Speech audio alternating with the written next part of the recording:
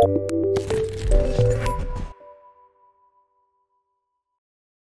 selamat datang di Nidalab. Saya lihat kebanyakan guru membuat video pembelajaran tuh seperti ini. Sang guru berdiri di depan papan tulis, lalu kamera handphone ditaruh beberapa meter di depannya, dan sang guru menjelaskan.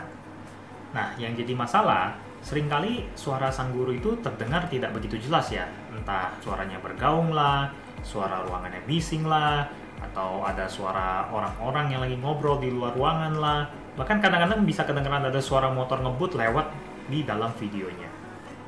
Gangguan-gangguan teknis seperti itu mungkin bagi sang guru tidak begitu masalah ya, karena sang guru kan ada di lokasi. Tapi bagi murid yang menyaksikan videonya, gangguan teknis tersebut akan sangat mengganggu konsentrasi mereka dalam menyerap pelajaran yang disampaikan melalui video. Saya sendiri dulu pernah menjadi guru selama lebih dari 15 tahun. Jadi saya bisa paham kesulitan teknis yang dialami para guru dalam membuat video pembelajaran. Oleh karena itu, di video ini saya akan berbagi tips profesional bagaimana caranya membuat video pembelajaran yang lebih baik, tapi tetap dengan menggunakan peralatan seadanya, yaitu handphone, dan juga tanpa editing. Video ini saya dedikasikan kepada seluruh guru di Indonesia yang tengah berjuang menghadapi tantangan mengajar di era pandemi COVID-19. Oke, tanpa berlama-lama, langsung saja kita simak tipsnya yuk.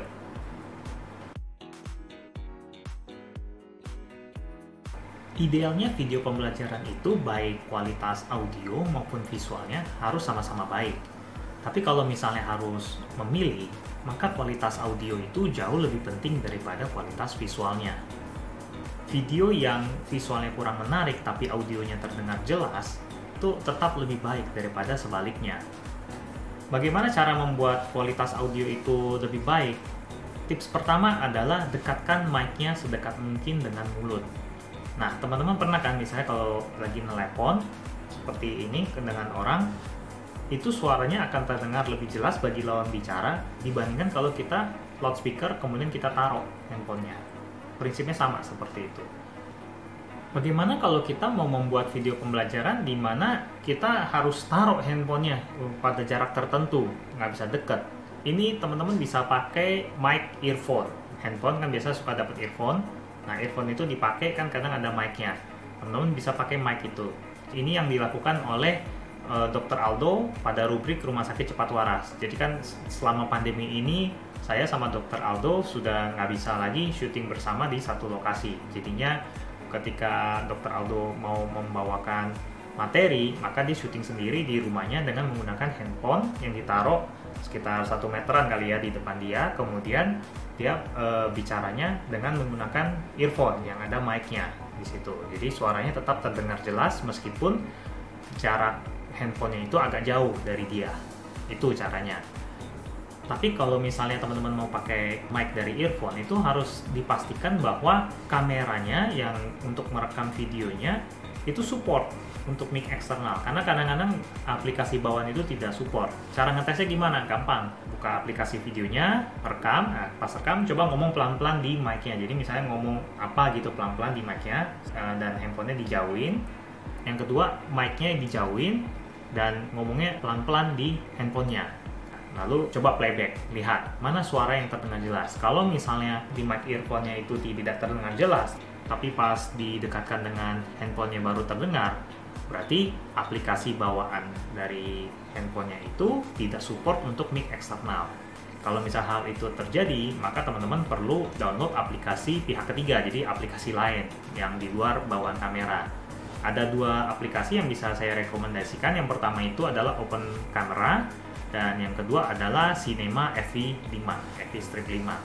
Nah, yang lebih sederhana itu adalah Open Camera ya, karena kalau yang Cinema FV5 itu tampilannya itu lebih kayak untuk tujuan yang agak profesional, jadi banyak menu-menunya, mungkin pusing kalau buat orang awam. Jadi mungkin baiknya pakai Open Camera aja, tinggal di setting untuk mic-nya pakai mic eksternal.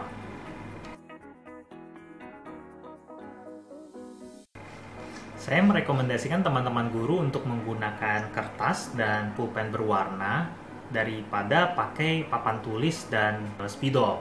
Kenapa? Karena kalau papan tulis itu kadang-kadang dia kan permukaannya ada yang reflektif ya. Jadi kadang-kadang tulisannya kalau pas kena bagian hotspot lampunya, bagian yang paling terang itu dari lampunya, tulisannya tidak begitu jelas terbaca.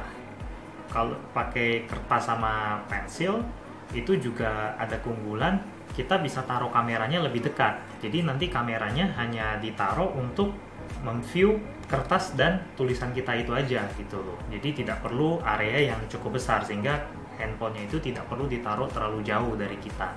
Kan biasa kertas sama pulpen itu ditaruh di atas meja. Jadi baiknya kameranya itu ditaruh ya sedikit lebih tinggi menghadap ke bawah gitu, atau kalau bisa ya langsung top view ya. Jadi ditaruh di atas. Nah, untuk menaruh kamera di atas itu bisa pakai beberapa alat, misalnya tripod. Jadi bisa pakai tripod yang kecil seperti ini, taruh di depan meja, dimiringin sehingga angle-nya pas. Atau bisa juga pakai Gorilla Pod. Jadi kalau Gorilla Pod ini lebih fleksibel karena kita bisa tekuk-tekuk kakinya dan kita bisa cantelin di mana gitu. Jadi lebih banyak variasi lah permukaannya. Jadi tidak hanya di meja kayak gitu. Jadi dengan menggunakan Gorilla Pod ini lebih fleksibel penempatan dari kamera handphonenya.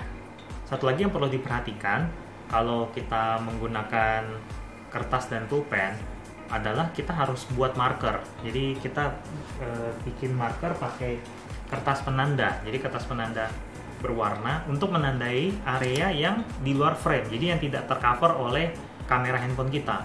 Kan kamera handphone kita taruh pada jarak tertentu. Nah itu kan dia pasti kan area yang di atas mejanya yang masuk ke dalam frame itu kan terbatas. Nah kita harus kasih tanda tuh di sisi atas, bawah, kiri, sama kanan. Supaya apa? Jangan sampai pas kita lagi menulis kemudian kertasnya kegeser terus keluar dari frame dan kita kan nggak bisa ngelihat karena kan mungkin handphonenya ada di atas kayak gitu. Jadi dengan menggunakan kertas penanda kita bisa tahu oh ini batas yang masih masuk dalam frame. Jadi kalau misalnya kita kegeser sedikit ke atas, ke bawah, ke kiri atau ke kanan, kita bisa segera menyesuaikan posisinya kembali supaya kita yakin apa yang kita jelaskan di situ, apa yang kita tulis di situ masih semuanya masuk ke dalam frame video. Ingat, jangan fokus pada keterbatasan yang ada, tapi fokuslah pada hal yang bisa kita lakukan dengan segala keterbatasan itu. Semoga tips yang saya sampaikan ini bermanfaat untuk rekan-rekan guru semua. Kalau ada yang mau bertanya, silakan tinggalkan komentar di video ini. Jangan lupa untuk like, share, dan subscribe juga di channel Nidalabnya ya. Sampai jumpa di video berikutnya. Bye-bye.